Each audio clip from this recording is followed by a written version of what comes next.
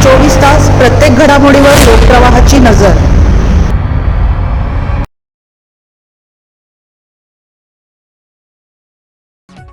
पंचवटीत drugs racket, 10 kilo गांजासह महिला अटकेत। नाशिकमध्ये अंमली पदार्थांविरोधात पंचवटी पोलिसांनी मोठी कारवाई केली आहे।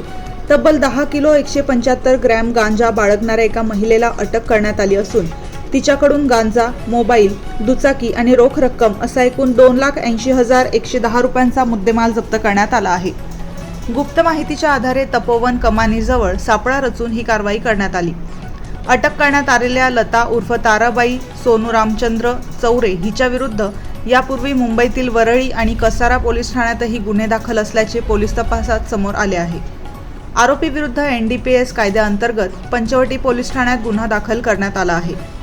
ही कारवाई पोलीस आयुक्त संदीप कर्णिक, पोलीस उपायुक्त मोनिका राऊत, सहाय्यक पोलीस आयुक्त शेखर देशमुख आणि वरिष्ठ पोलीस निरीक्षक गजेंद्र पाटील यांच्या मार्गदर्शनाखाली पोलीस निरीक्षक नितीन आंधळे व पंचवटी गुन्हे शोध पथकाने केली असून पुढील तपास सहाय्यक पोलीस निरीक्षक सतीश शिरसाट करत आहेत।